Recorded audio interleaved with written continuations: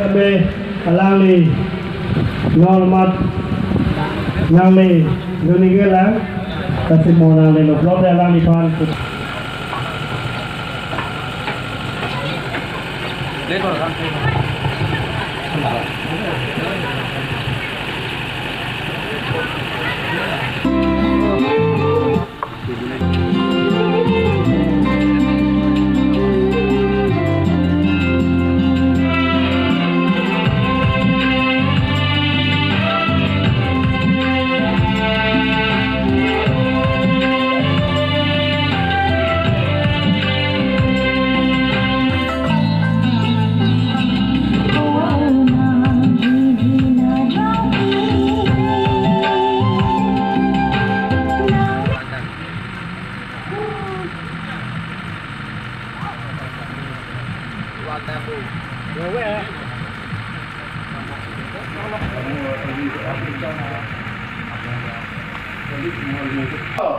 Yutang bilang ne, Jumat bilang ne, Lam bilang ne, Ki bilang ne, Raj bilang ne, Das bilang ne, Ketai bilang ne, Keri bilang ne, Su bilang ne, Su bilang ne, Kita bilang ne, Kerjang serang ne,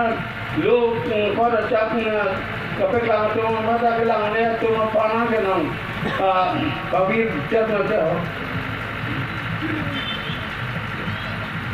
Angka kilo kasar itu lame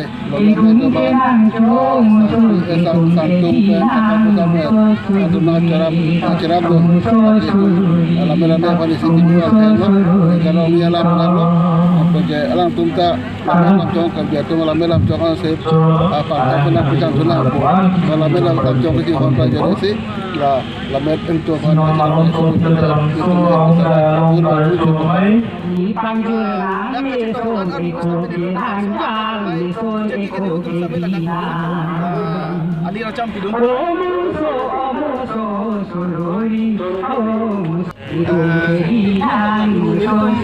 Naklah langkat cepat lama long itu kan kopi kan di Saramai pen itu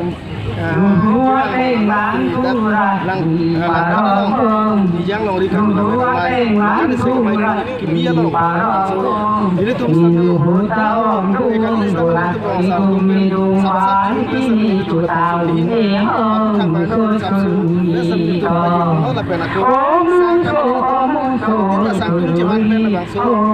aku pengen karya Arab bahwa kami sangat kami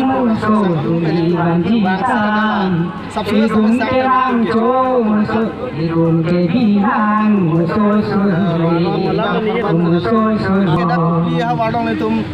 kadok kawe rong pharu isira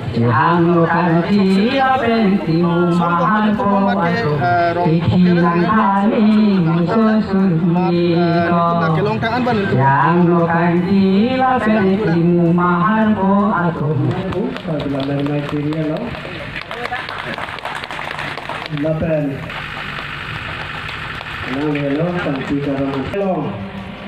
kecuali pon kongan lagi. Film